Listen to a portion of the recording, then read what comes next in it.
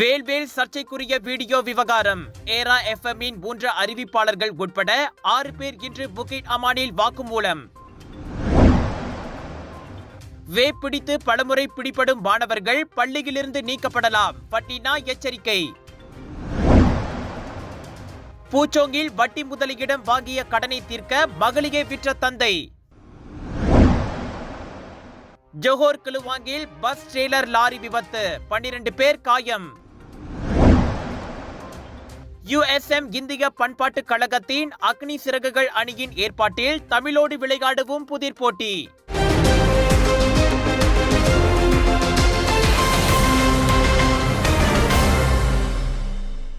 தைப்பூச காவடி ஆட்டத்தை கேலி செய்து ஏரா FM வானொலி நிலையத்தில் காணொலி வெளியிட்டு சர்ச்சைக்குள்ளான அதன் 3 அறிவிப்பாளர்கள் உட்பட 6 பணியாளர்கள் இன்று புக்கிட் அமான் போலீஸ் தலைமையகத்தில் வாக்குமூலம் வழங்கிய பின் நண்பகல் மணி 1:10 அளவில் அங்கிருந்து வெளியேறினர்.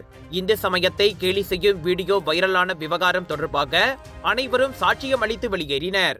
இருப்பினும் 3 பிரபல வானொலி அறிவிப்பாளர்களை ஊடகங்களால் கண்டுபிடிக்க முடியவில்லை. அவர்களை ஏற்றி சென்ற வாகனம் புக்கிட் அமானின் உட்பகுதி நுழைவாயில் மூலமாக அழைத்து சென்றதே இதற்கான காரணமாகும்.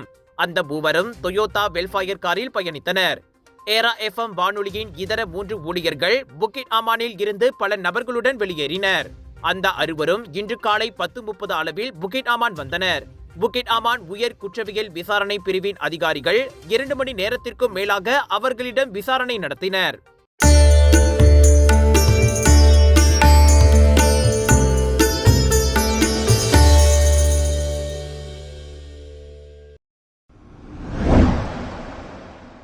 எங்க வீட்ல எல்லாரும் தினமும் காலையில ரெயின் ஆயில் வெர்ஜின் கோகனட் ஆயில குடிக்கிறோம். நீங்களும் தினமும் ரெயின் ஆயில் வெர்ஜின் கோகனட் ஆயில குடிங்க.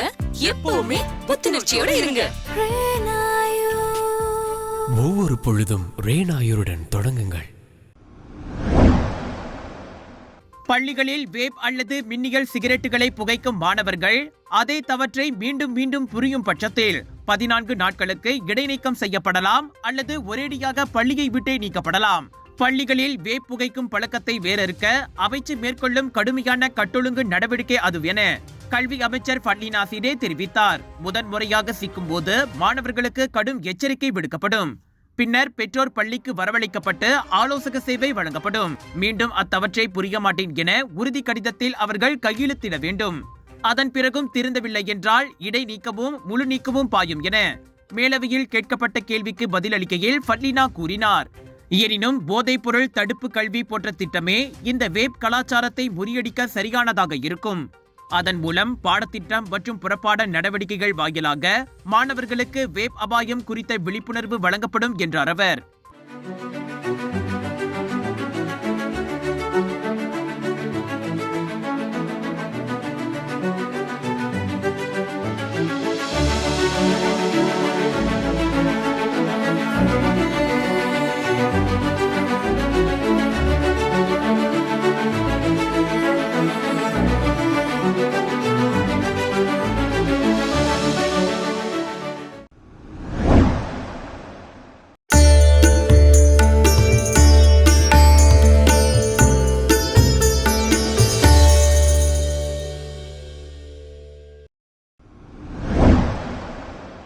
$9,000 அதிகமான கடனை தீர்ப்பதற்காக சொந்த மகளையே அலோங் எனப்படும் வட்டி முதலையிடம் விற்றுவிட்டதாக நினைத்து பார்க்க முடியாத அளவுக்கு ஒரு தந்தை மீது குற்றச்சாட்டு எழுந்துள்ளது.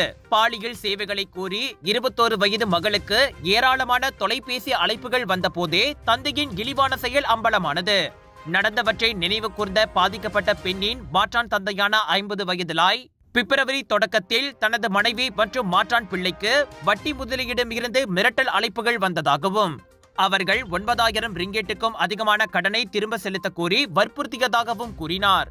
பிறகுதான் தெரிந்தது, எனது மனைவியின் முன்னாள் கணவர் அலோங்கிடம் கடன் வாங்கி எங்களுக்கே தெரியாமல் எங்களின் பெயர்களை உத்தரவாததாரர்களாக பயன்படுத்தினார் என்று.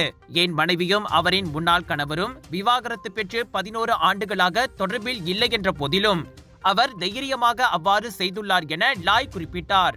பணம் கேட்டதோடு நிறுத்தாமல் வாட்ஸ்அப்பில் போதைப் பொருள் என நம்பப்படும் வெள்ளை நிற பொருளின் புகைப்படத்தை அனுப்பி எங்கள் வீட்டில் புதைத்து விடுவோம் என அலோங் மிரட்டினார். அதைவிட மோசமாக என் மாற்றான் மகளின் புகைப்படத்தை சமூக ஊடகத்தில் பதிவேற்றி 200 ரிங்கெட்டுக்கு சேவை என்ற அநாகரிகமான வாசகத்தை அவர்கள் வைத்திருந்தார்கள் என லாய் வருத்தத்துடன் கூறினார்.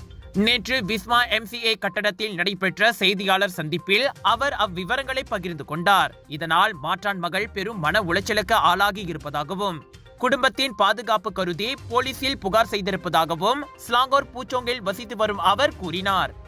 Colors of India பெருமையுடன் வழங்கும் Perak International Indian Expo and Viral Food Festival Aeon Big Fallen Ipoh Perakil 5 to 9 March வரை Viral Food Festivalil 100க்கும் அதிகமான உணவுகள் பிரியாணி, பானிபூரி, பஞ்சாபி ஸ்வீட், குனாஃபா, goli soda, cheese nachos, wholesale விலையில் காலிவுட், பாலிவுட் சாரிகள், kids wear, home accessories, Punjabi suits, kurta, kurtis, lehenga என 80% வரை டிஸ்கவுண்டட் விலைகள். Aeon Big Fallen Ipoh Perakil Big Sale, Big Discount.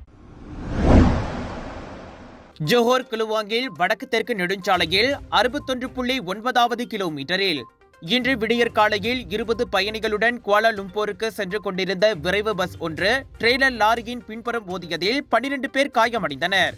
21 மற்றும் 73 வயதுக்குட்பட்ட பஸ் பயணிகளில் 11 பேர் சொற்ப காயமடைந்த வேளையில் 44 வயது பஸ் ஓட்டுநர் கால் மற்றும் இடுப்பு பகுதியில் காயமடைந்தார். எனினும் 51 வயதுடைய லாரி ஓட்டுநரும் 41 வயதுடைய துணை பஸ் ஓட்டுநரும் காயமடையவில்லை. அந்த பஸ் ஓட்டுநர் விடியற்காலை 6:30 மணி அளவில் லாரியை முந்தி செல்ல முயன்ற போது இந்த விபத்து நிகழ்ந்ததாக கிலுவாங் மாவட்ட போலீஸ் துணைத் தலைவர் சூப்பரிண்டென்டன்ட் நிக் மொஹமட் அஸ்மி உசேன் தெரிவித்தார். இதனால் பஸ்ஸின் முன்புற பகுதி சேதமடைந்தது.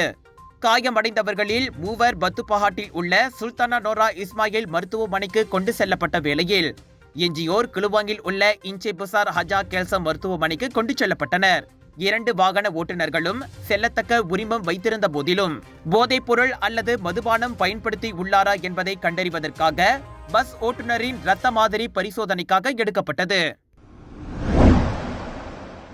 பினாங்கு மலேசிய அறிவியல் பல்கலைக்கழக இந்திய பண்பாட்டுக் கழகத்தின் அக்னி சிறகுகள் அணியின் ஏற்பாட்டில் தமிழோடு விளையாடுவோம் 3.0 3வது அத்தியாயம் மார்ச் 13ஆம் தேதி காலை 7 மணி முதல் மாலை 5:30 மணி வரை நடைபெறவிருக்கிறது.